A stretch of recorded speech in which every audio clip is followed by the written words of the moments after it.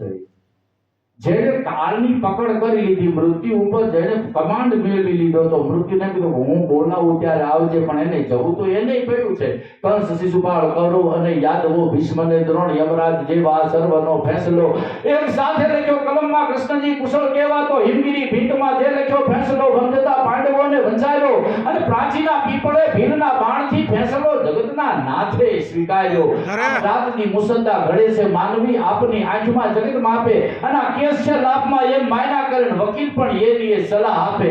પણ ઓલો ચતુર ન્યાયાધીશ જ્યાં કાગળો ફેરવે ત્યારે હાથનું લખેલું થાય વેરી. અકળના કોયડા કોણ ઉકેલી હકે, ઈ તો ઈષ્ટની કોરટું છે અનેરી. વાહ વાહ, એની કોરટ કાઈ જુદી છે સાહેબ. જગતની સામે ગમે એ દેખાતો ભીષ્મ પિતા જેવો પુરુષ કે જેનો જગત આખો દાખલો લે, તો એ કર્મની ગતિએ તો એને બંધાવવું પડ્યું. 6 મહિના સુધી જે પાણસૈયા ઉપર હોવું પડ્યું. આ કર્મની ગતિ છે સાહેબ. અને કર્મની ગતિ અને કર્મની ગતિ દરેકને કદાચ ભગવાન જેના ઘરે દીકરો થઈને આવ્યા એને કરો પણ ઇન્દ્ર આરતી હું ધરે અને રમે ઘર પુત્ર રામ, એને આખર તમામી કીધેલ આંબા કાગડા. ઇન્દ્ર આરતી હું ધરે અને રમે ઘર પુત્ર રામ. આ જે ત્રીજી કોરટ છે. નહીં તો રામ હવે જેના ઘરે ભગવાન રામચંદ્રજી દીકરો થઈ એના આવ્યા હોય, ઈસુ એના બાપના કર્મને આવવા દે એમનો કે ભજાવ લ્યો પણ કે ના. તો જગત અને એનું જે ગણિત છે એ ખોટું પડે. પહેલો નામ પરમેશ્વરો જીમ જગ મંડ્યો જોઈ નર મૂરખ સમજે નહીં. વો તો હરી કરે સો હોય ઈ નિયમ એનો ખોટું પડે સાહેબ.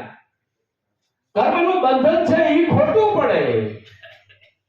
ઇન્દ્ર આરતીઓ ધરે અને રમે ઘર પુત્રામ જેને બેહવા માટે થઈ અને ઇન્દ્ર રાજા દશરથ રાજા માટે અડધું સિંહાસન ખાલી કરી દેતા હોય આવી અવસ્થાએ કે પણ તે છતાંય કે કર્મ તો એને મેં કરેલું છે એટલે ઈને આડે તો આવે અને ઈ તો એને ભોગવવું જ પડે સાહેબ.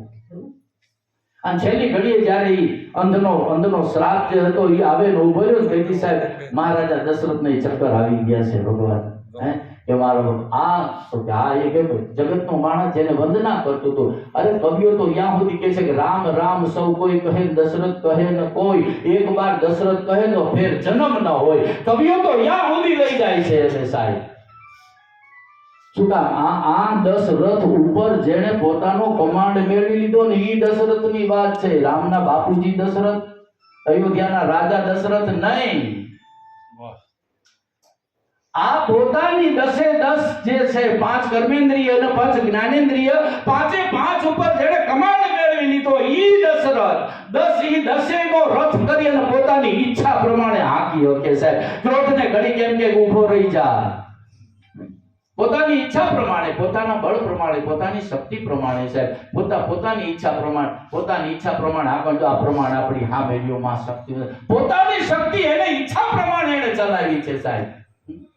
રમતા બાળકોને જોવે નામ કરીને આમ માં યા ઉભી નીચે હાથ લંબાવી શકે અને નીચે હાથ લંબાવી ત્રણે ઉપાડી દે.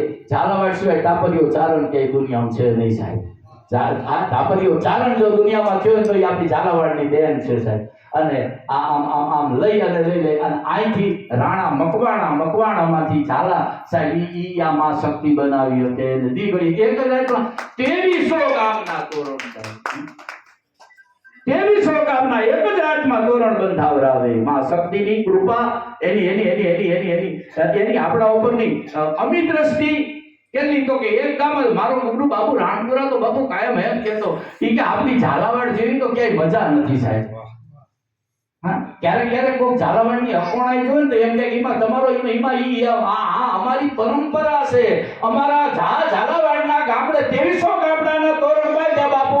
એક બાજુ ભૂતે શેડો જાલો છે ને એક બાજુમાં શક્તિએ શેડો જાલો.